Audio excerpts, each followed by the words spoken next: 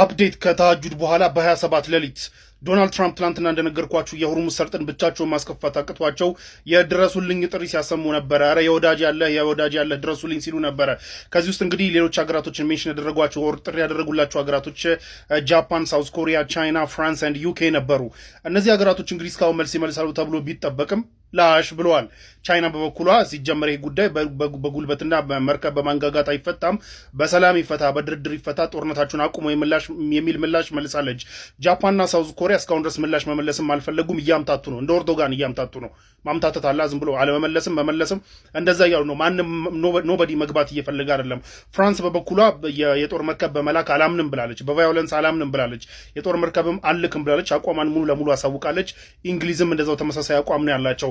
በሌላ በኩል ዩሮፒያን ዩኒየን ራሱ እንደ ዩሮፒያን ዩኒየን ከዚህ በፊት የመርከብ ኮalitionዎች ወደ ቀይ ባህር ልኬ ነበረ የሁቲን ጥቃት ለማስቆም ልኬ ነበር፣ ግን ኢፌክቲቭ አልሆነም። ያ ኢፌክቲቭ ሳይሆን ያ ሳይሳካ አይኔ እያየ ደግሞ ወደ ሁርሙዝ አልገባም፣ ስለዚህ አልመጣም ብሏል ዩሮፒያን ዩኒየንም። በየአቅጣጫው የድረሱልኝ ጥሪ ሲያሰሙ የነበሩት ዶናልድ ትራምፕ የሚመጣላቸው አጥተዋል። በብሉምበርግ ከአንድ ሰዓት በፊት ይዞት በወጣው ዘገባ የዩሮፕ ሀገራት መሪዎች ትራምፕን ፑሽ አድርገውት ነበር። ምንድን ነው ሀሳብ? ምን ለማድረግ ነው ሀሳብ? ኢራን ላይ የገባሁ ምን ለማድረግ ነው? ጎሉስ ምንድን ነው? እንዴት ነው የሚጨርሰው? አሁን ያለው ሁኔታ ምንድን ነው ብለው ፑሽ አድርገውት ነበር እና የመለሰላቸው መልስ ኢራንን ዲስትሮይ አድርጌያለሁ ብሎ የመለሰላቸው መልስ በጣም በከባዱ የተጋነነ መሆኑን አምነው አቋም ይዘዋል። ትራምፕ የሚናገረው ነገር አጥፍቻቸዋለሁ፣ አውድሜያቸዋለሁ ምናምን እያለ የሚናገረው ነገር የተጋነነ እንደሆነ ነው አቋም የያዙት እነዚህ የአውሮፓ ሀገራት። ይህን አቋም መያዛቸውን ተከትሎ እንግዲህ መርከባችንን አንልክም፣ አንተ ሀያሉ አሜሪካ ትልቅ ባህር ኃይል ያላት ያልከው ራስ ገባ አድርገህ ሞክረው የሚል አቋም ይዘዋል የአውሮፓ ሀገራቶች። ከየአቅጣጫው ከጠራቸው ሀገራቶች እንግዲህ እርዳታ ያጣው ትራምፕ አሁን ወደ ኔቶ ዞሮ ኔቶ ካላገዘኝ በዚህ ሰዓት የማያግዘኝ ከሆነና ኔቶ መርከቦችን ጦሩን የማይልክ ከሆነ ለኔቶ ከባድ ነው የሚል ዛቻ ወደ ኔቶ ላይ መዛት ጀምሯል። ኔቶ ምን አገባውና ይገባል ነው በመጀመሪያ ደረጃ የኔቶ አርቲክል 5 ራሱ ኢንቮክ ተደርጎ ሁሉም ሀገራቶች መስማማት አለባቸው ኔቶ ኢናክሽን ለመግባት ቱርክን ጨምሮ ምናምን ሁሉም ሀገራቶች የኔቶ አባላት የሆኑ ሀገራቶች ኖ ዞር በልኛ የለንበትም፣ ይህን ጉዳይ ራስን የገባበት ራስ ተወጣው እያሉ ባለበት ሰዓት እንግዲህ እርዳታ ያጡት ትራምፕ ወደ ኔቶ ወደ ማስጨነቅ መጥተዋል። የኢራን ሪቮሉሽነሪ ጋርድ በበኩሉ ግን ምን ነው ጋሼ የኢራንን ሚሳኤልንም አውድም ያለው የኢራንን ባህር ኃይልንም አውድም ያለው የኢራንም የድሮን የድሮን ብቃትንም አውድም ያለው ኢራንን በሙሉ አውድሚያታለሁ ብለ የለ ወይ? ታዲያ ምን ያስፈራሃል? የታላቋን አሜሪካ መርከቦች ይዘ ለምን ሁርሙዝ ሰርጥ ላይ አትመጣ? ምን ያስፈራሃል? እና ሞክር የሚል ዛቻና መልእክት ልኳል የኢራን ሪቮሉሽነሪ ጋርድ። ትራምፕ እስካሁን ድረስ አውድም ያለው ምናምን ነገር እያሉ የዛቱት ነገር እንኳን ሊያወድሙት ይቅርና የምር አውድሞት ቢሆን የራሳቸውን ሀያሏን አሜሪካ የጦር መርከቦች ከነ ዲስትሮየሮቹ እያንጋጉ መግባት ይችሉ ነበር፣ ግን አልገቡም። እርሶ ሳይገቡ የእኛን ነው የሚሉት፣ እኛ እብድነን ወይ የምንመጣው ብለው የአውሮፓ ሀገራቶች እና ሌሎቹ እነ ቻይና እና ሳውዝ ኮሪያ ምናምን እምቢ ብሎ ቻይና ከኢራን ጋር የ400 ቢሊዮን ዶላር የሚያወጣ ስምምነትና አጋርነት እንዳደረገች ታውቃላችሁ? ካላወቃችሁ ልንገራችኋ። ነገሩ ምንድነው? ቻይናና ኢራን ለመጪዎቹ 25 ዓመታት የሚቆይ አይነት በሚል የ400 ቢሊዮን ዶላር የሚያወጣ አይነት የንግድ በኢነርጂ በኃይል መሰረተ ልማት ላይ እና በመሳሰሉት አጋርነቶች ላይ አብረው መስራት የሚችሉበትን አይነት አጋርነት ወይም ስምምነት ከጥቂት ዓመታት በፊት አድርገው ነበር። አይ ቲንክ ከ2 ዓመት ወይ እንዲህ ከምናምን በፊት ማለት ነው። አሁን ይሄ በቻይናና በኢራን መካከል የተፈረመው ስምምነት እንደምታውቁት ቻይና ኦልሞስት በሆርሙዝ ሰርጥ በኩል የሚያልፈው የነዳጅ አቅርቦቷ በኢራን ሰላምና ጸጥታ ላይ የተመሰረተ ነው ብለናል። እሱም ብቻ ሳይሆን ደግሞ የኢራንን 85% የሚሆን ነዳጅ የምትጠቀመው ቻይና ነች። አሁን የኢራንን ሆልድ እናድርግና ወደ ቬንዙዌላ ደግሞ እንሂድ። ቬንዙዌላ ኒኮላስ ማዱሮን ዶናልድ ትራምፕ ገብቶ አንገቱን አንቆ ይዞ ከመውጣቱ በፊት 65% የሚሆነው የቬንዙዌላ ነዳጅ መዳረሻው የት ነበረ? ቻይና ውስጥ ነበር። አሁን ወደ ቻይና የሚመጣ የኢነርጂ አቅርቦት ቬንዙዌላ በኩል የሚመጣው በማን ቁጥጥር ውስጥ ወድቋል? በእነ አሜሪካ ቁጥጥር ውስጥ ወድቋል።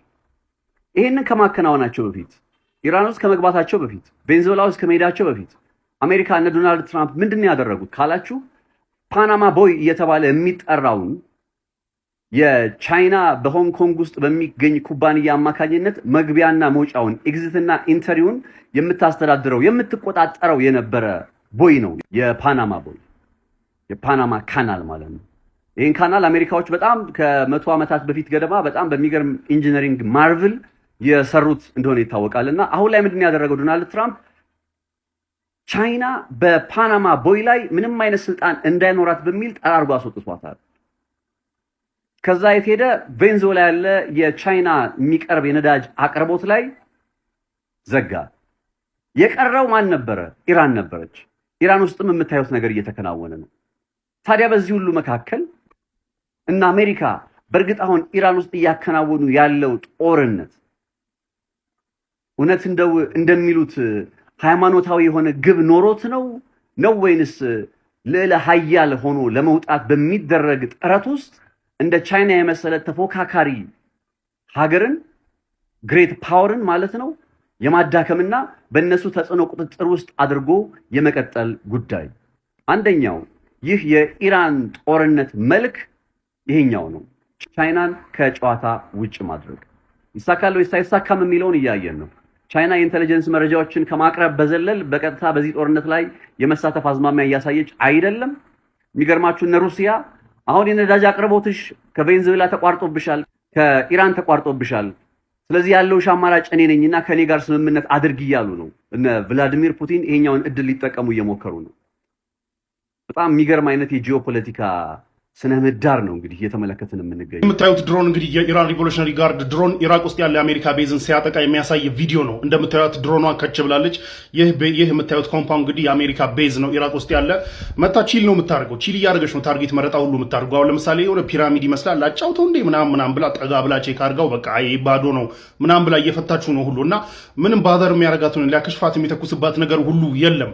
እና እንደዚህ ቺል እያደረገች እየዞረች እንደምታዩት ታርጌት መረጣ አድርጋ ምናምን ጥቃት የምታደርሰው። ባይ ዘ ዌይ ትናንትና የአሜሪካ ቤዞች ኢራቅ ውስጥ በተደጋጋሚ ጥቃት ደርሶባቸዋል። ትናንትናም እንደዛው እስራኤል የአየር መቃወሚያ ሚሳኤሎች እያጠሯት እንደሆነና ከዚህ በኋላ የሚመቱት ሚሳኤሎች ቁጥር ሊጨምሩ እንደሚችሉ እንግዲህ አንዳንድ የመረጃ ምንጮች እያሳዩ ነው የሚገኙ። ከፍተኛ ወጪ የምታወጣው እስራኤል በዚህ ጉዳይ ነው ደግሞ ኢንተርሴፕት የማድረግ ጉዳይ ላይ አየር ላይ የሚተኮሱ ሚሳኤሎችን አየር ላይ ማስቀረትና ምድር እንዳይመቱ ማድረግ ለአየር መቃወሚያ ሚሳኤሎች ነው ከፍተኛ ወጪ የምታወጣው። አምና ከነበረው የ12 ቀን ጦርነት በቅጡ ሳያገግሙ አሁን ወደሚገኘው ጦርነት ገብተዋል ማለት አንዳንድ የመረጃ ምንጮች ሲያወሩም ነበረ። አንዷ እንግዲህ የአየር መቃወሚያ እስከ $1 ሚሊዮን እስከ $2 ሚሊዮን ልትወስድ ይችላል። እነዚህ ከፍ የሚሉት ናሮን ዴቪድ ስሊንግ ምናምን የሚባሉት ከፍ የሚሉት አየር ላይ ባሊስቲክ ሚሳይሎችን ከኤግዞ አትሞስፌሪክ ደግሞ ከአትሞስፌራችን ውጭ ኢንተርሴፕት ለማድረግ የሚጠቀሙባቸው ማለት ነው። ሳንሳይሉት እና አይረንዶ የሚባሉት ደግሞ ለኢራን ባሊስቲክ ሚሳይሎች የሚሆኑ አይደሉም። እና አይረንዶ ምናምን የሚባሉት አነስተኛ ታርጌቶች ለሮኬቶች፣ ለድሮኖች ምናምን ነው የሚሆኑት። እነዚህ ከፍ ያሉ ባሊስቲክ ሚሳይሎችን መቃወም የምትችልባቸው የተለያዩ አየር መቃወሚያዎች ስቶክ ፓይሏ እያነሰ እንደሆነና ከዚህ በኋላ የተለያዩ ሚሳይል ሂት የሚያደርጉ ቦታዎችና ሚሳይሎች የሚመቱ ቦታዎች እየጨመሩ እንደሚሄዱ